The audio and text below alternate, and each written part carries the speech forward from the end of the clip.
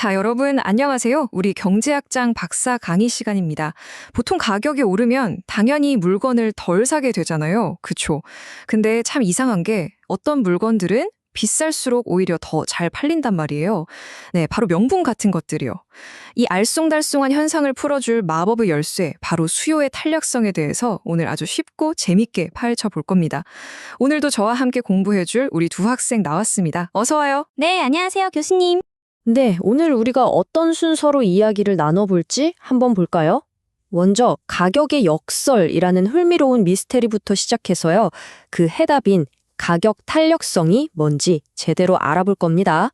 그리고 이게 그냥 이론이 아니라 실제 사장님들 매출에 어떤 영향을 미치는지 아주 현실적인 문제도 다뤄볼 거고요. 마지막으로 우리 지갑 사정이나 다른 물건값에 따라서 소비가 어떻게 달라지는지, 그러니까 세상을 보는 새로운 렌즈를 한번 장착해 보는 시간까지 갖도록 하겠습니다. 자, 그럼 첫 번째 주제부터 시작해 볼까요? 바로 가격의 역설입니다. 제목부터가 뭔가 이상하죠? 아니, 상식적으로 생각해 보면 물건값이 비싸지면 당연히 덜 팔려야 하는 거 아니에요? 근데 세상에는요, 이 상식을 아주 그냥 완전히 뒤집는 일들이 벌어집니다. 비쌀수록 더 잘 팔린다니. 대체 이게 어떻게 가능한 일일까요? 아, 교수님, 저 진짜 궁금한 게 있어요. 보통은 뭐든 비싸지면 좀 망설이게 되고 안 사게 되잖아요. 근데 진짜 신기하게 어떤 명품 가방 같은 건 가격을 계속 올리는데도 사람들이 막 줄 서서 사고 오히려 더 많이 사는 것 같더라고요. 이게 왜 그런 거예요? 이야, 아주 좋은 질문이에요. 바로 그 현상을 딱 보여주는 사례가 있습니다. 여기 이 기사 좀 보세요. 이게 2011년 기사인데 샤넬이 가격을 무려 25%나 올렸거든요. 그럼 당연히 매출이 좀 줄어야 할 것 같은데 웬걸, 매출은 거의 50% 가까이 폭증했습니다. 정말 상식적으로는 이해가 안 되죠. 자, 이 미스터리를 풀기 위해서 우리에게는 바로 탄력성이라고 하는 새로운 경제학 도구가 필요한 겁니다. 자, 그럼 그 새로운 렌즈, 바로 수요의 가격 탄력성이 대체 뭔지 지금부터 본격적으로 한번 알아보겠습니다. 이 개념 하나만 제대로 이해하면 아까 그 샤넬의 비밀이 풀리기 시작할 거예요. 수요의 가격 탄력성, 말이 좀 어렵죠. 근데 사실 별거 아니에요. 아주 쉽게 말해서 가격이 변할 때 소비자들이 얼마나 민감하게 반응하는가, 이걸 숫자로 나타낸 겁니다. 생각해 보세요. 어떤 상품은 고무줄 같아서 가격을 조금만 내려도 판매량이 확 늘어나는데 어떤 상품은 벽돌 같아요. 가격을 아무리 내려도 판매량이 꿈쩍도 안 하죠. 바로 그 민감한 정도의 차이를 재는 거라고 보시면 됩니다. 와, 교수님, 갑자기 이런 수식이 나오니까 머리가 막 아파오는데요. 너무 복잡해 보여요. 하하, 그렇죠. 다들 이런 거 보면 일단 겁부터 먹어요. 괜찮아요. 이 복잡한 기호들 지금 당장 다 잊어버려도 좋습니다. 딱 하나, 핵심 아이디어만 기억하세요. 이게 뭐냐면 그냥 가격이 변한 정도분의 판매량이 변한 정도예요. 쉽게 말해 가격이 1% 올랐을 때 판매량은 몇 %나 줄어들까? 혹은 가격이 1% 내렸을 때 판매량은 몇 %나 늘어날까? 그 출렁이는 정도를 보는 거다. 딱 그겁니다. 간단하죠? 자, 이 탄력성이라는 개념을 머릿속에 확실하게 그림으로 그려보기 위해서 가장 극단적인 세 가지 경우를 한번 생각해 볼게요. 지금 보시는 이 그래프가 바로 소비자들이 가격에 반응하는 그 양쪽 끝, 극과 극의 상황을 보여주는 거예요. 하나는 저기 저 수직성처럼 가격이 아무리 바뀌어도 나는 내 갈 길 가련다 하면서 꿈쩍도 않는 경우고요. 다른 하나는 저 수평선처럼 가격이 아주 살짝만 바뀌어도 난리가 나는 그런 경우라고 할 수 있죠. 자, 먼저 첫 번째, 극단적인 경우. 저 꼿꼿한 수직선 그래프부터 볼게요. 이걸 경제학 용어로 완전 비탄력적이라고 부릅니다. 탄력성이 0, 빵이라는 뜻이에요. 이게 무슨 말이냐? 가격이 오르든 내리든 수요량이 전혀 일절 변하지 않는다는 의미입니다. 예를 들어 볼까요? 내 생명과 직결된 아주 희귀한 약이 있다고 생각해 보세요. 그 약값이 2배, 3배로 뛰어도 어쩔 수 없이 똑같은 양을 사야 하잖아요. 바로 그런 상황을 나타내는 겁니다. 그럼 반대쪽 끝은 어떨까요? 바로 이 평평한 수평선 모양, 완전 탄력적인 경우입니다. 이때는 탄력성이 무한대라고 표현하는데요. 이건 아주 사소한 가격 변화에도 수요가 엄청나게 크게 반응한다는 뜻이에요. 상상 한번 해보세요. 바로 옆집에 맛도 양도 서비스도 완전히 똑같은 커피 가게 두 개가 나란히 있어요. 근데 한쪽 가게가 갑자기 커피값에 딱 10원 올렸어요. 그럼 어떻게 될까요? 그쵸. 모든 손님이 10원 싼 옆 가게로 싹 다 가버리겠죠? 이처럼 소비자가 가격에 아주 극도로 민감한 상태를 보여주는 겁니다. 자, 근데 여러분, 이 탄력성이라는 개념이 그냥 교과서에나 나오는 어려운 경제 이론 같으세요?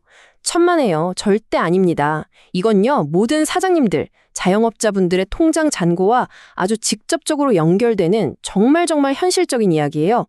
우리 가게 물건값을 내려야 돈을 더 벌까? 아니면 오히려 올려야 더 벌까? 이 중요한 결정을 내리는 핵심 열쇠가 바로 이 탄력성에 숨어 있습니다. 자, 이 그래프가 바로 그 비밀을 아주 명확하게 보여줍니다.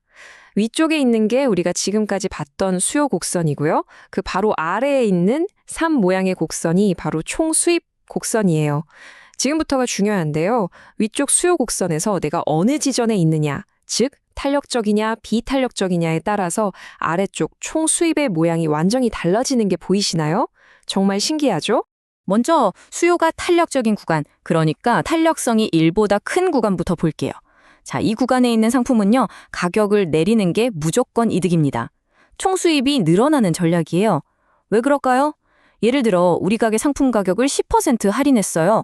그랬더니 손님들이 막 몰려와서 판매량이 20%나 늘어난 거예요. 그럼 어때요? 싸게 판 손해보다 훨씬 더 많이 팔아서 번 돈이 더 크겠죠? 그래서 전체 수입이 늘어나는 겁니다. 와, 교수님, 잠깐만요.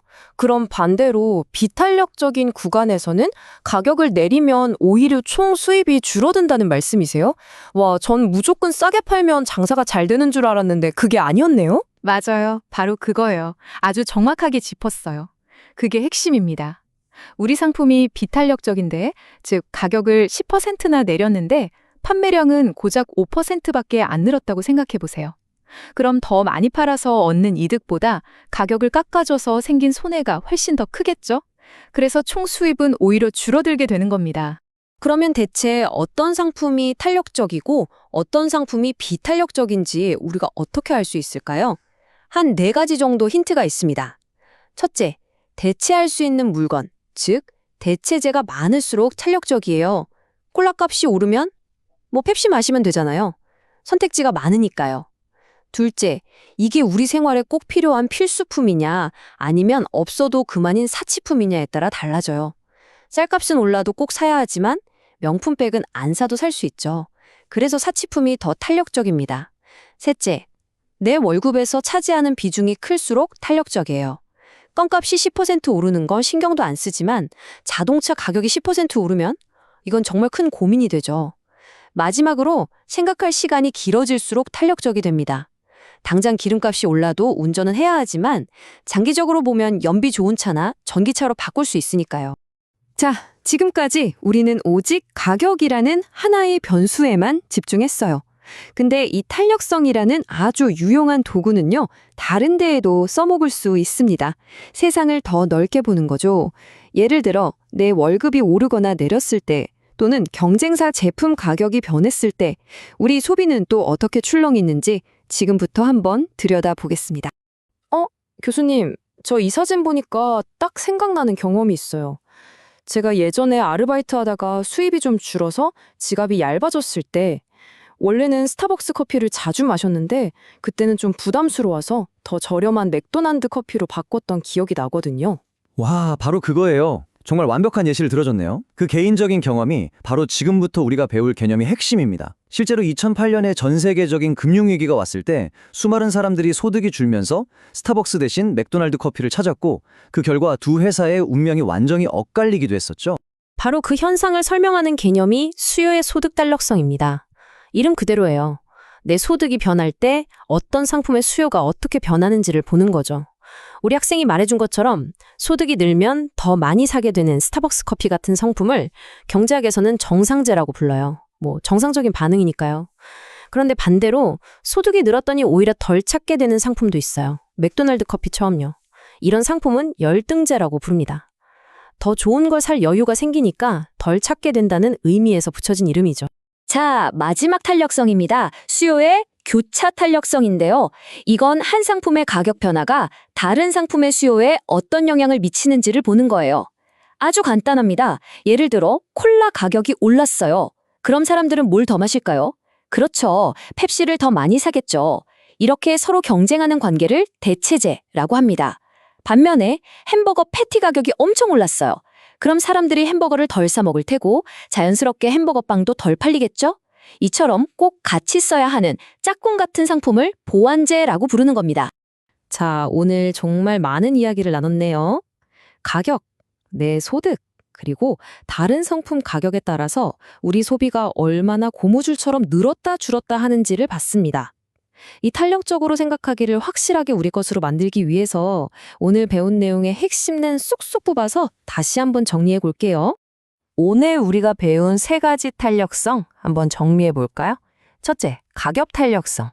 이건 뭘 알려줬죠?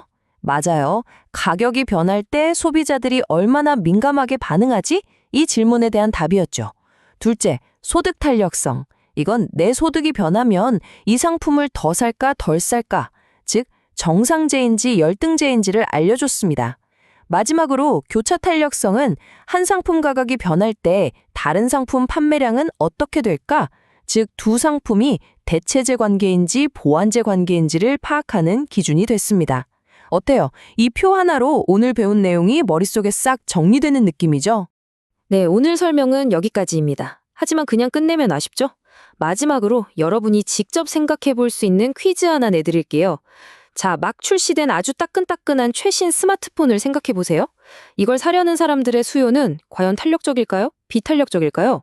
그럼 1년쯤 지나서 가격이 좀 떨어진 똑같은 스마트폰의 탄력성은 어떻게 변할까요?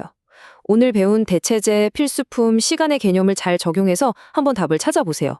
이처럼 탄력성은요, 그냥 어려운 공식이 아니라 세상을 더 깊고 재미있게 이해하게 만들어주는 아주 멋진 도구입니다. 오늘 정말 수고 많으셨습니다. 네, 교수님, 감사합니다.